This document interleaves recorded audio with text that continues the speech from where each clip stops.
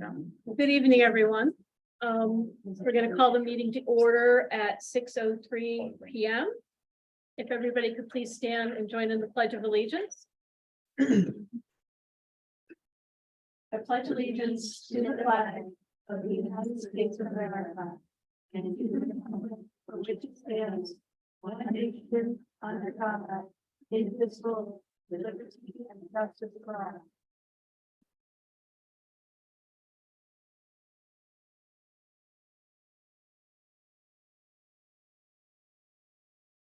Okay, we are going to have a public hearing on the amended student attendance policy. And it's all yours, Ms. Gillette. Sorry, I was preparing, so I'm just, let me pull it up, my apologies.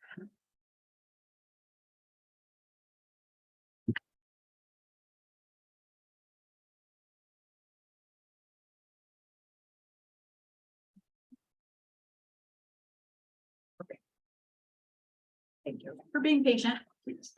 So for the public hearing, the idea is for me to let you know that our plan for the comprehensive attendance policy is to use 7110 based on the Erie 1 template, and then it would be removing our policies 7701, 7701.1, 7123, 7123.1, 7123.2.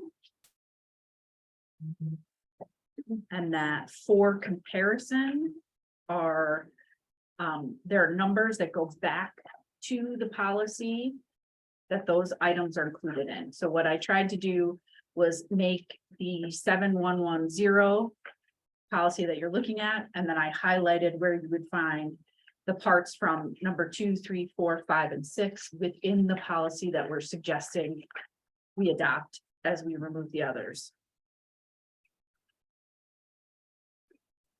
So including pieces about the district being an active partner with parents and students, and the task of ensuring that all students meet or exceed New York State learning standards, identifying patterns, including an accurate record keeping, determining excused, unexcused, making sure that we have an appropriate and accurate student attendance record keeping and data collection, which we do. Disciplinary consequences, intervention strategies, all within the same policy, where before they were in these separate ones.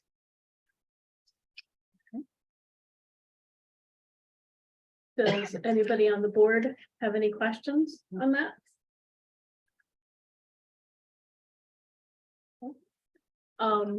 Do any of the, does anybody, sorry, I'm tripping over my own tongue tonight. Does anybody out in the public have any questions regarding this policy?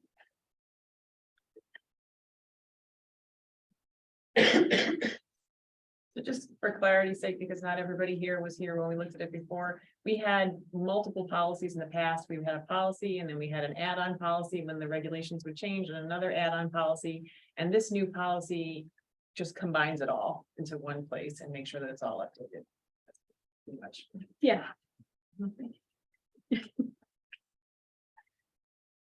Shannon, do you have anything else you'd like to add? No, that was Pretty good that's summation. the gist of it. Yes. Okay. Then we are going to adjourn the public hearing at 6:08 p.m.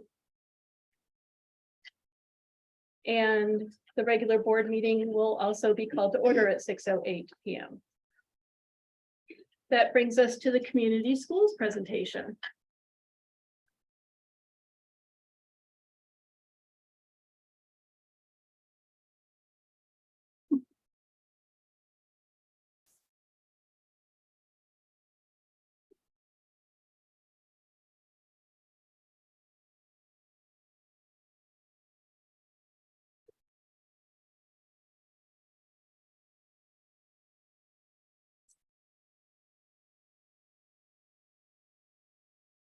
My drive.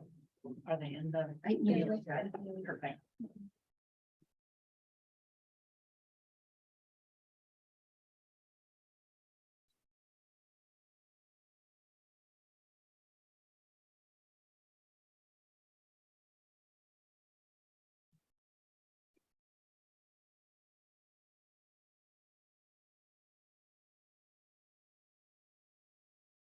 No.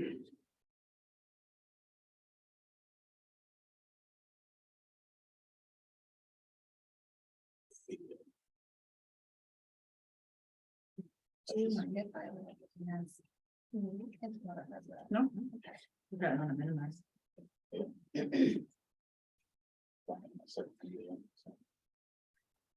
Well, it'll log off me up there on that Zoom, but we still have everybody over here.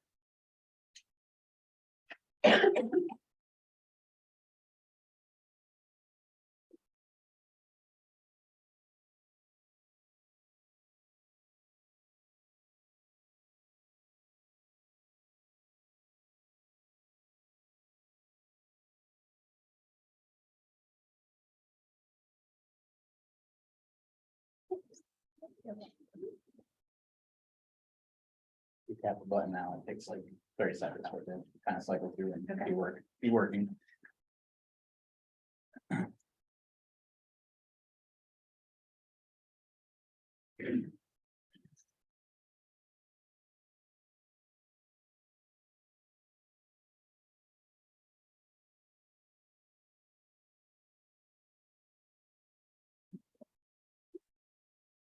Success.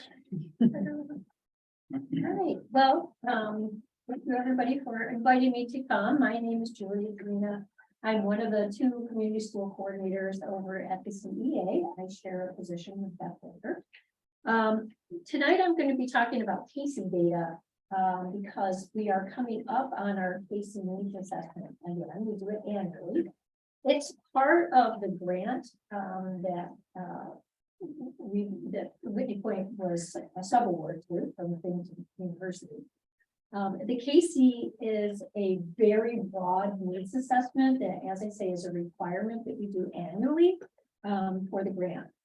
So what we do is we survey 2nd and 3rd graders, we survey the parents, we survey staff, and we also survey community members. And the Casey is, don't even ask me what Casey stands for, because I don't know. It was given to us by Binghamton University in Ohio State, who manage our grant. And they have this very comprehensive needs assessment.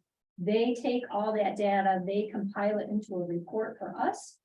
We will have it before the school year starts in September, and it helps us plan and figure out, what are the needs, what are kids identifying as needs, what are kids concerned about, what's going well. It helps us understand where the staff are feeling things are going good and where we have areas that we can address. And also, as I say, it brings in that component of the community and their impression of things as well. So it is really, truly very comprehensive. So that's what we're going to talk about. So this is our data from last year. And the reason that I'm doing this again is because we have it coming up again. And the more people that take it, the better the data. So our Casey data, which this year, by the way, we found permission to change the names a bit. So I think that we'll be calling it the CEA survey, which is a little easier to understand. So our data was gathered in May of 2022. As I said, we gathered data from students, families, staff, and community members as well. The way that we do it in the school is that many of you know Joe Kuchar. Joe goes into the classroom and he reads the questions.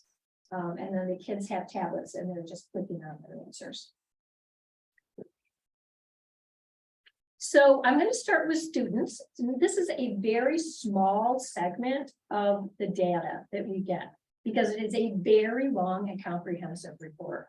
I'm more than happy to come back when we get our new data if people want a longer if they want to see more of the data. So this is just kind of like a simple recap. So our celebrations were that 97% of students said that their parents and caregivers want them to learn a lot.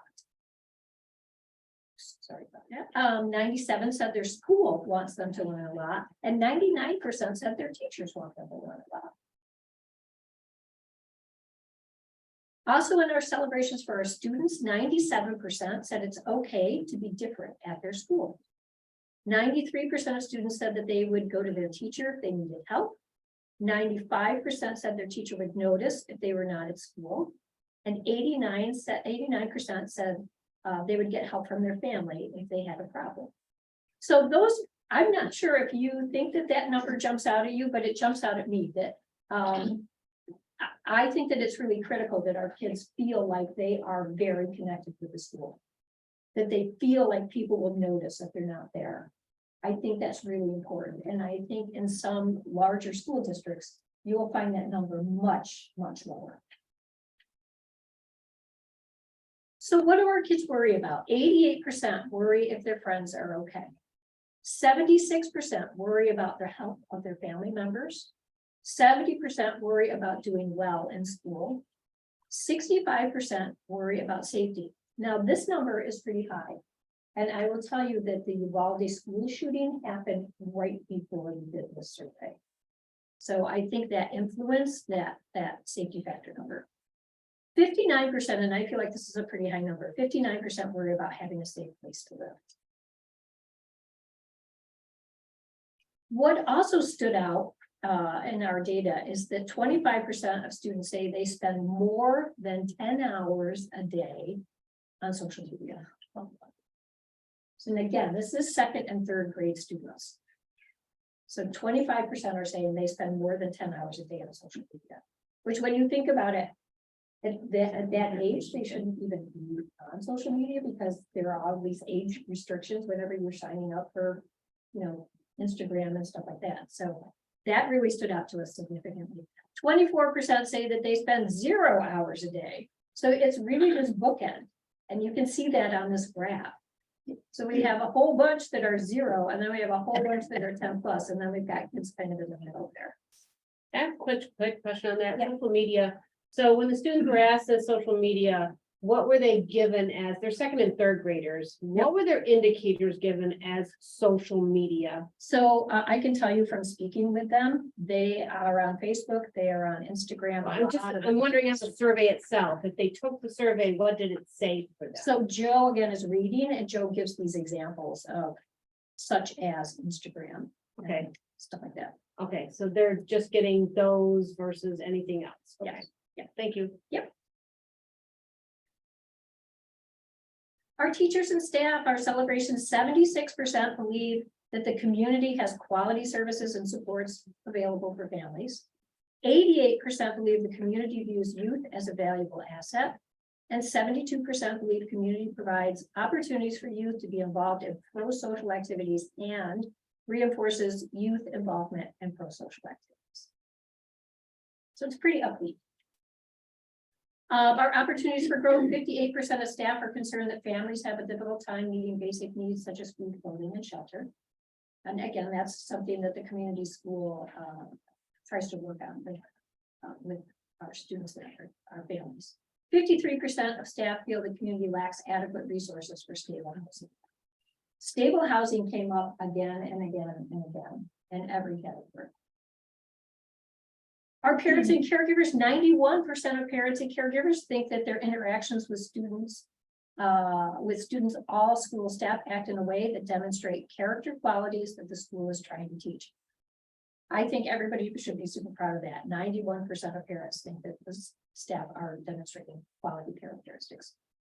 93% feel like they can count on staff to try to make sure their students are safe.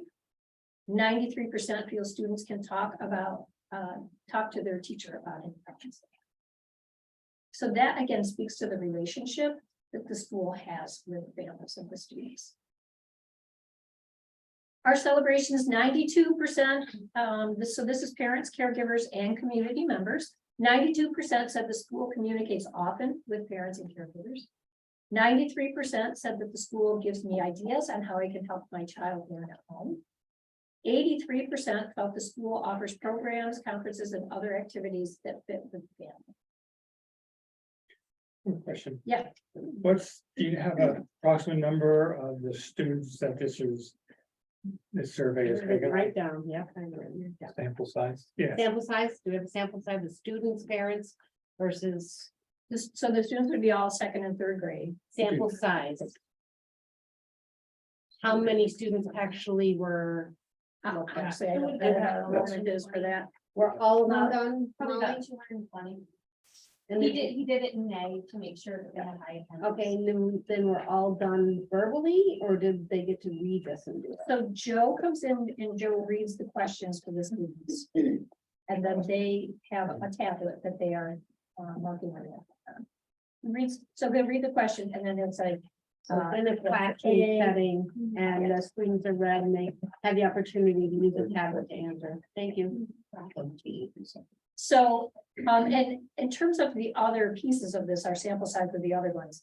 I don't have that number right off the top of my head, but I will tell you that, I'm looking at this We had- now. fairly good turnout from parents, but not such great turnout from the community.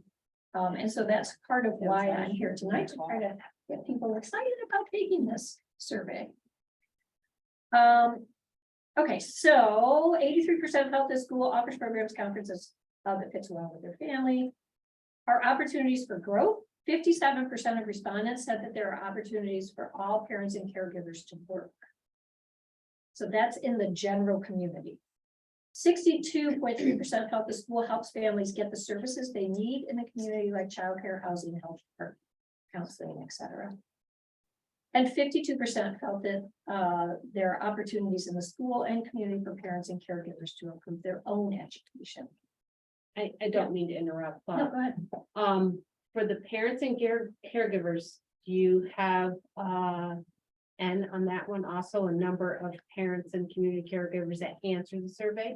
So as I said, I don't have that number right off the top of my head. I wasn't prepared for that. We do have the number. I just don't have it. Okay.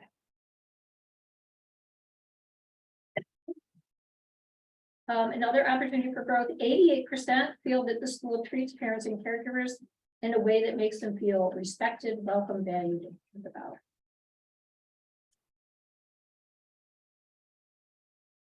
%74% stated that there is a need for additional social supports and mental health programs in the community.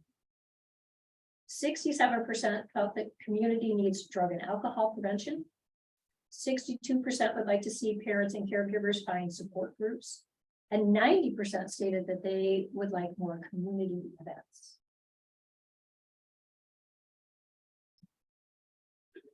That's it for my data. Anybody have questions? Yeah. So you said you were looking for better turnout from the parents, well, not the parents, but the community. How was the survey presented? Because I don't remember ever seeing this survey, and I'm a parent and a member of the community. So it goes out to the parents of CEA students, and then we have a group that meets as part of the grant called the Community Table. That went out to those people and then other community members as people have been identified. So we send a link out to that. We also attach a QR code so that people can be entered into a raffle if they participate. They'll click on that QR code and then they're in that raffle. So we're always trying to find ways to kind of bump up that participation. So for the CEA, how did it go to the parents though?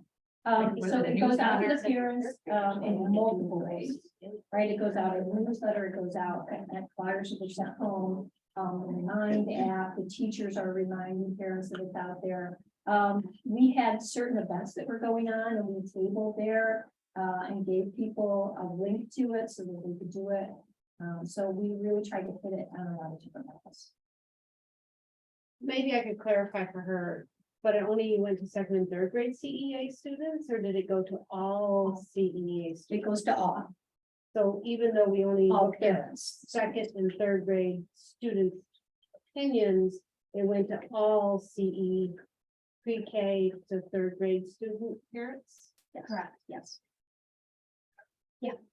So since this was a grant and we had the grant, how many other schools would have similar to have the same type of questionnaire for their school? That's a great question. So Whitney Point and Deposit were subawards on this grant. So Deposit runs the same survey. Or about statewide, Pardon me? statewide?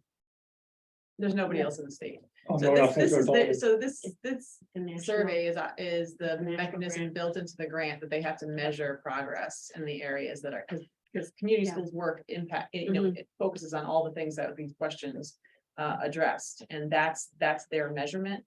So we're just looking at it because it's important for us to know too. Right. And that's why we thought we would share with it and exactly this conversation. So obviously, we're not getting it out to everybody who needs it. That's something that we need to work on too. And there are certainly things here that we, need to address, Mhm. grant or no grant. Right. Right, but just for us to- surveys work when you have a comparison or Yeah, control yeah, group. yeah. So if you have two schools in the state, there's no control group and there's. Yeah, this is like a pre-test, post-test kind of thing for the grant. So that the same people, the same students take it and then just take it again. And hopefully, the numbers would get better because of the work of the grant. That's the way they structured it. And we don't have license to use it anywhere else. The person, Ohio State, is working with Binghamton University on this grant and they're the evaluator and it's their tool. Yeah, I'm looking at it right now. Yeah. It is an Ohio State University grant. It does mean Community and Youth Collaboration Institute grant. That's what it's for. And on their website, they actually have multiple surveys that have been done prior. And actually would allow us to look at Okay, what thanks. other comparisons we're having as a board. We could look at that. So it's on their actual website, kind of cool. We have 2 field hockey players at Ohio State. I do know this. Yep. So yeah, so it is a pretty aggressive grant. It would be nice to know just a little more information on what our ends were. So that we can feel where things are happening. So it'd be great to know that information. So we can have a better whole picture. So again, we did a community schools presentation just Okay, recently, so- and that's the work of the grant. Uh-huh. And this is for us, for our, we want Right. to see better post-test. Yeah. Throughout the grant. I mean, so not that it doesn't matter, what other Right. schools are finding, that is important for us to take into consideration, but we want to see improvement in our own district, and that's the work that you're doing. Right. Yeah. And I would say too, Ohio State is administering this in other parts of the country. We know that a lot of the community school work is done in urban areas. There's been less community school push in rural communities. So I think if you're gonna look at how Whitney Point compares to some of the other Casey data, you have to really understand those districts as well, because their issues might be very different than ours. We're flying high compared to the other data right now. So, just so you know that, yeah, I mean, it's a pretty aggressive report because it's doing mean and standard deviation and everything else.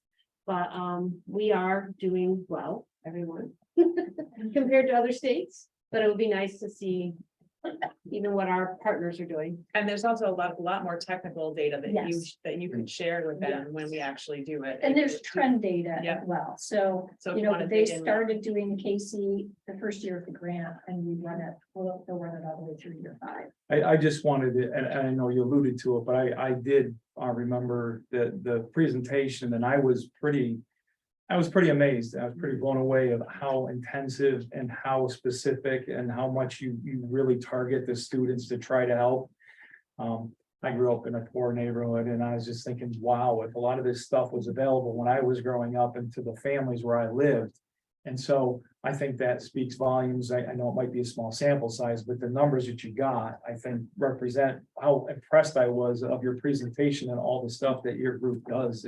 It's pretty amazing, the levels and going into homes and helping students here and helping those that are, ostracized or pushed out. I mean, it's just, to me, you hit every group that should have been hit.